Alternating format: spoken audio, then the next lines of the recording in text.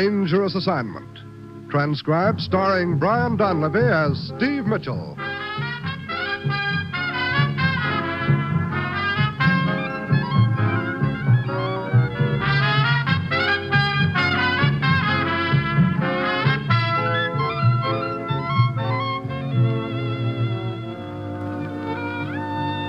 Yeah, danger is my assignment. I get sent to a lot of places I can't even pronounce. They all spell the same thing, though, trouble. But when I walk into the commissioner's office, I don't realize that this assignment's going to teach me never to ask to see a knife in a shop window.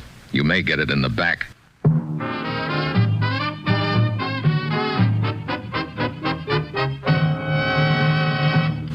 Morning, Commissioner. You sent for me? Steve, it looks like we've been put on the hook again. There was an attempt made in Cairo last night on the life of a prominent Egyptian political figure. Oh, how do we fit into the picture? The would-be assassin was described as an American.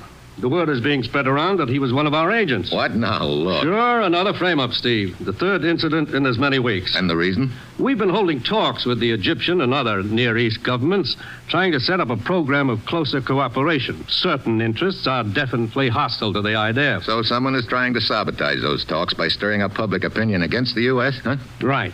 The target for the assassin's bullet was Ahmed Tali. He's been opposed to the talks from the start. Now, with this attempt on his life, someone's made it look like we wanted to get him out of the way.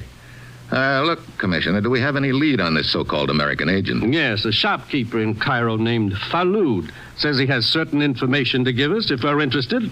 You've a rendezvous with this Falud tomorrow afternoon at the Akmim marketplace in Cairo. How will he know me? Do I wear a geranium behind my left ear? You are to go to the bazaar of the Four Brothers. There will be a long, curved dagger with a jade handle in the window. You will ask to see it. Get over there, Steve. Find out what you can from this shopkeeper and get to the man who's trying to sabotage our talks with the Egyptian government. Well, that's it. You've got your assignment. Good luck.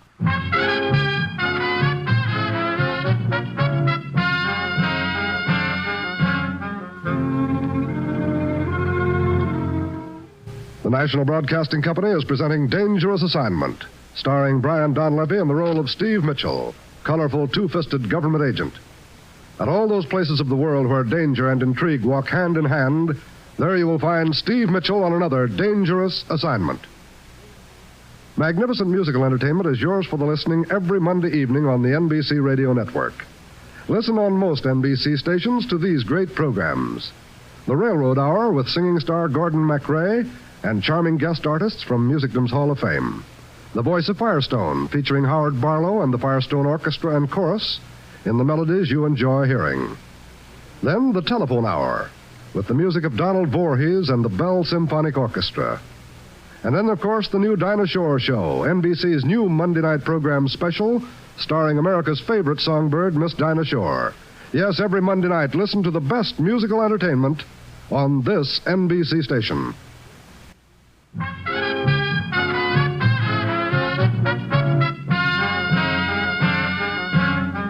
Sure, I've got my assignment. Get over to Cairo and have a chat with a shopkeeper known as Falud and see what information he can give us that'll help us nail a gent who's been busy stirring up anti-U.S. sentiment in Egypt and the Near East. It's late Friday afternoon when my plane lands. I check in at a hotel and then hurry over to the Acme marketplace. I finally spot the bazaar of the Four Brothers and stroll inside. May I assist you, attendee? Yeah. I'd like to see that dagger in the window, the one with the jade handle. Ah, an excellent piece. A work of art, attendee. Do you collect jade? Among other things. The finest pieces of jade in all Cairo are to be found in this shop. Someone recommend you, perhaps? Yeah, a friend asked me to drop in and have a look at the dagger. His name is Falud. Do you know him? Ah, yes. And your name, attendee? Steve Mitchell. You're Falud? Yes. You have some information. What do you want for it?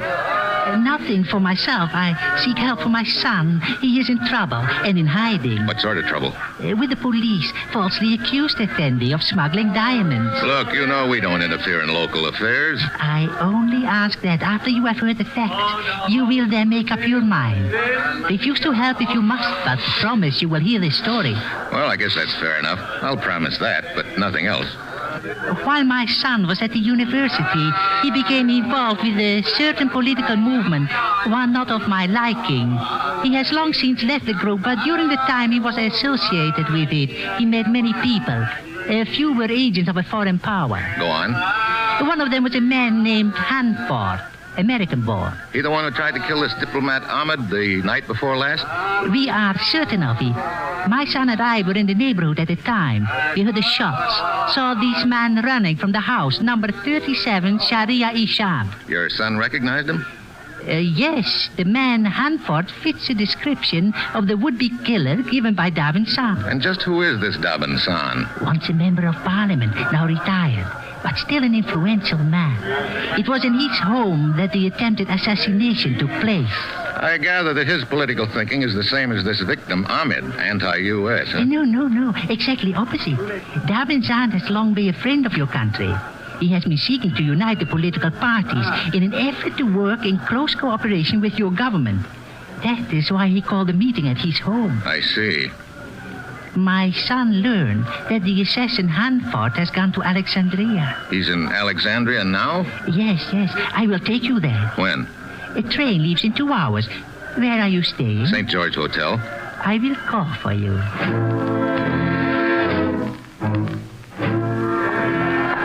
I saunter out of the bazaar and move on through the marketplace. As long as I have some time on my hands, I figure it won't do any harm to have a chat with this Dabin San. I grab a cab, and 10 minutes later I arrive at 37 Sharia Ishab.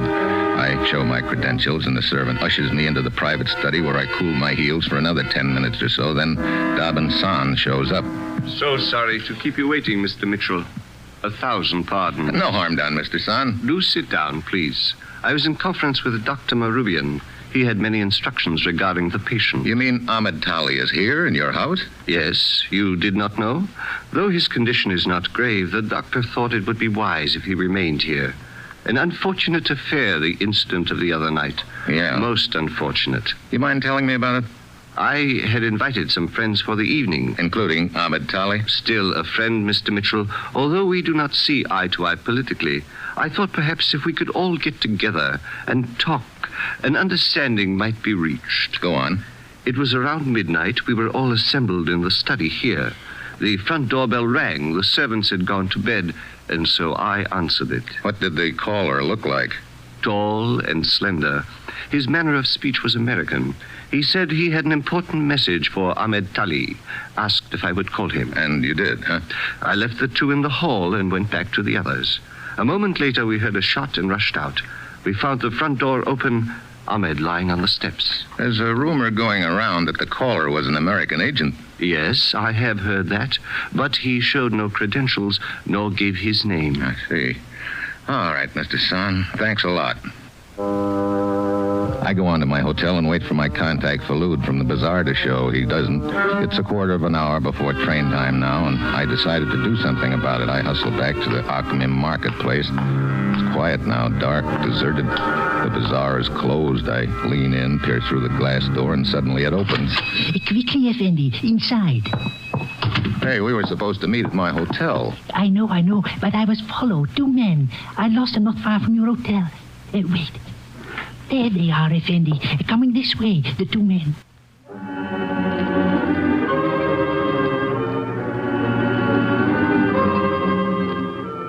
We duck out through the other door, half a dozen alleys, and a change of cabs later, we wind up at the railroad station. We grab the train to Alexandria, a 2-hour ride. As the train pulls into the Alexandria depot, I hop off first. I beg your pardon, Mr. Mitchell? What? Yeah, I'm Mitchell. I am Lieutenant Nava, Alexandria Police. My credentials. Oh, okay, Lieutenant. What's on your mind? I shall have to ask you to accompany me to headquarters for questioning. Wait a minute. What's this all about? You called on Dabin San at his home in Cairo this afternoon, did you not? Yeah, sure. So? Some documents were stolen from his study. Documents belonging to Ahmed Tali, victim of a recent assassination attempt. We have received information that you have these documents in your possession. What? That's crazy. Is it, Mitchell? Then why did you run from the police in Cairo less than 2 hours ago? The police? Oh, look, I can explain that. I thought they were... Hey, wait a minute. Falud, over here. That old man, a friend of yours, Mr. Mitchell? Yeah, we came up on the train. He can explain about those 2 men we ran from.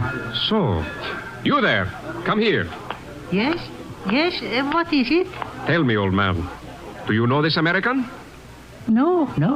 I never saw this man before in my life.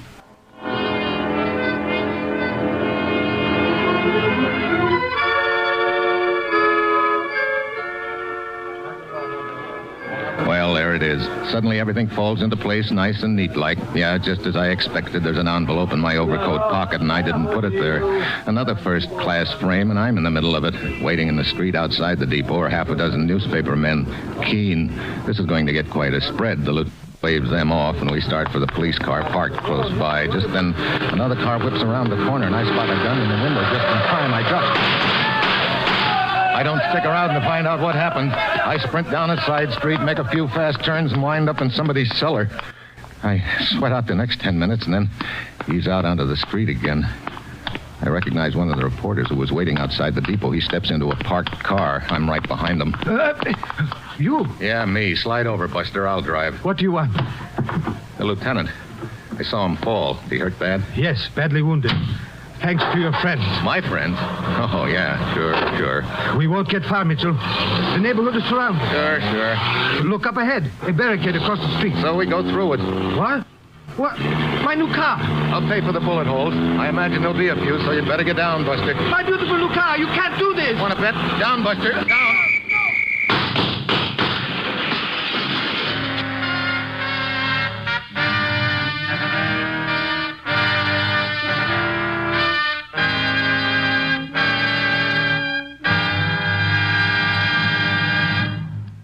Steve Mitchell will continue his dangerous assignment in just a moment.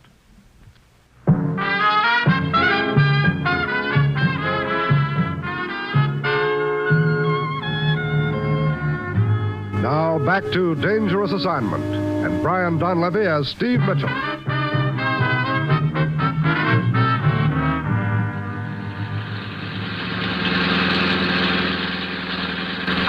My poor car. Relax, Yavid.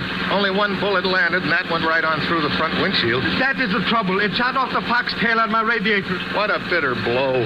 You'd think they might at least have yelled tally-ho. What are you going to do now? For one thing, I'm going to get to the bottom of this thing. Now, start talking and tell me where you boys on the newspapers got your tip.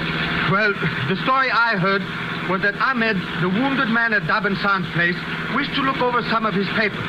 Dabin went to his study to get them. They were gone. So, Ahmed demanded to know if there had been any recent visitors.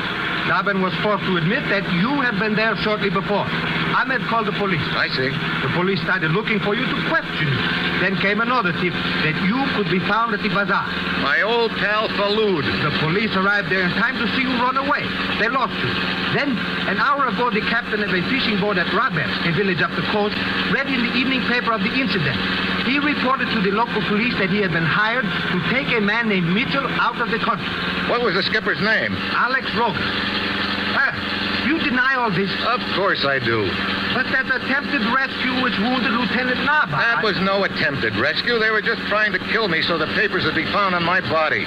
But they missed. That means they'll try to get on my trail again. If I could only get my hands on that skinny neck of Falud's, I could find out from him who's behind it. Oh, I do not think you will get the chance. See up ahead? Another roadblock. Oh, great. Looks like this is the end of the line. I jam on the brakes, get to a stop, and jump out of the car. Stop! Stop where you are! The chase is on. I duck down an alley and crisscross back and forth along a few assorted side streets. Finally, I reach the marketplace and find a place to hide. Real aromatic, too. I'm the third goat from the end of the small corral, and very fitting because right now it looks like I'm really the goat in this deal. Then I get an idea. If I can't get to Falud, maybe I can get some information out of that fishing boat captain who was supposed to have been hired to get me out of the country. But I've got to move fast. I take off cross country to the fishing village of Rave. Just on the outskirts, I spot a familiar sight, a guy in a car. Hello. What took you so long? What are you doing here, Yavid? Waiting for you. What? Yes, I thought you would probably remember the captain of the fishing boat and try to reach him. Well, you finally got it through your head that I'm innocent. Not necessarily. But, innocent or guilty, I am a reporter. You need transportation, I need a story. So? So, it's a deal. Let's go. In the village, we head to the waterfront. There's only one bar there, so we figure that's the logical spot for information. We drift in. It's a typical dive, crowded mostly with sailors. Behind the cash register sits a sultry-looking gal who apparently owns the joint. I can see her watching us out of the corner of her eye. Pretty soon she eases over. Hello. Hi. You are a long way from home. Yeah. What brings you here? I'm looking for someone. Oh? His name is Alex Roga. He is captain of a fishing boat. Alex Roga? Ever hear of him?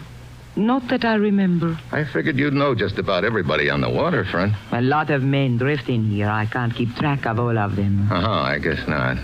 Well, yeah, but guess we'll have to look elsewhere. Too bad with the money we've got for Alex and whoever locates him for us. Now, come on.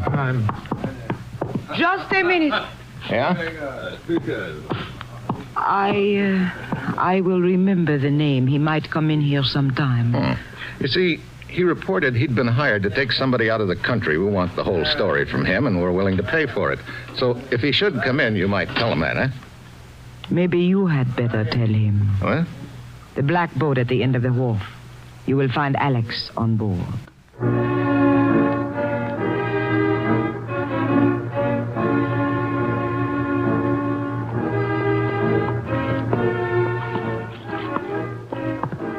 Here's the boat. No sign of him. Could be below decks. Keep it quiet. This hatch must lead down to the cabin. Yeah, come on.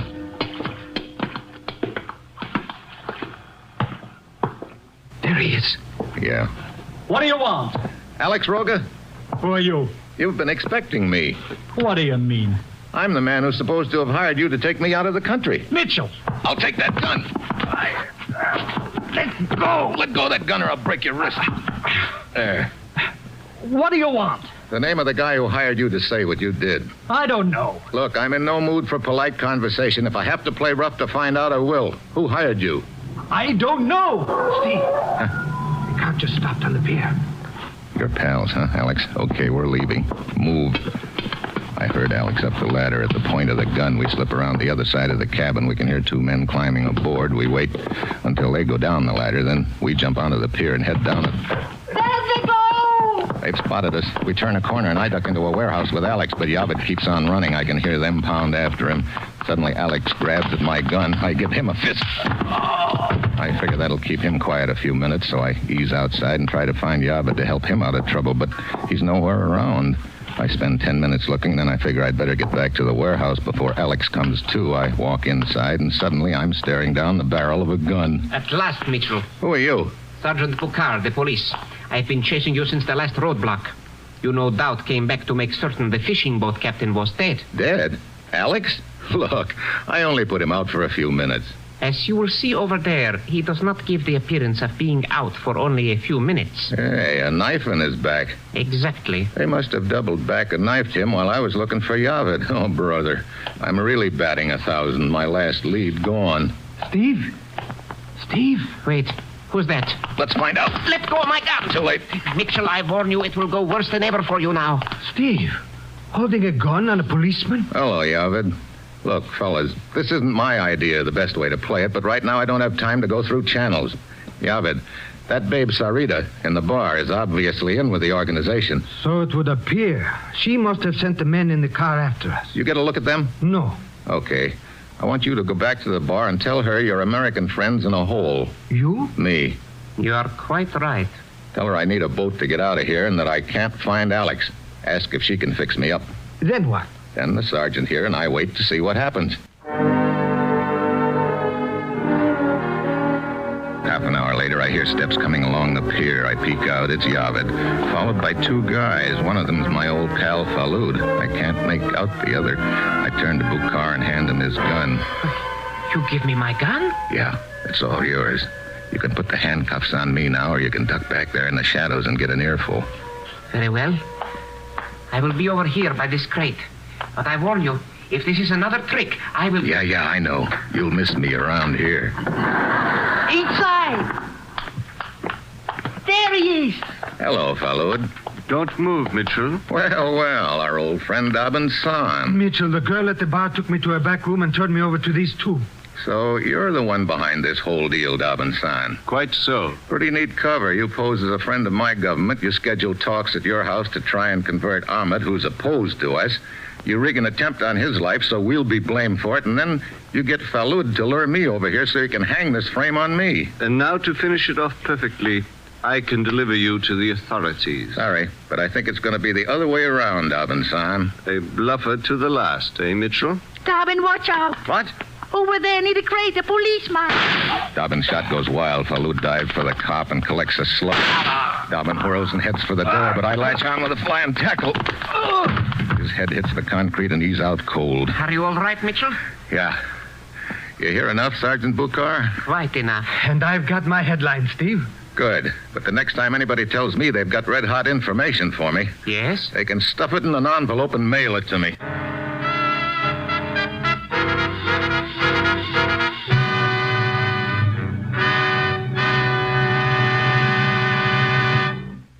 Our star, Brian Donlevy, returns in just a moment.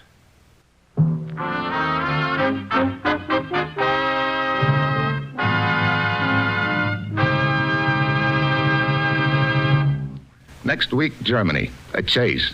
The guy in front, the guy behind, and me. In the middle again. And that will be Steve Mitchell's dangerous assignment next week.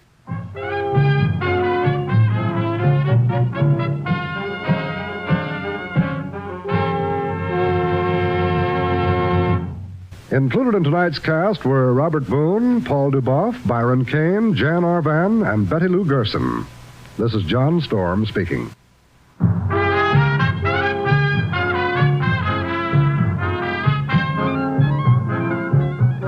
Dangerous Assignment, starring Brian Donlevy as Steve Mitchell with Herb Butterfield as the commissioner, is written by Bob Reif and Adrian Jandot and is directed by Bill Karn. Be with us again next week at this time when Brian Donlevy, starring in the role of Steve Mitchell, will embark on another transcribed Dangerous Assignment.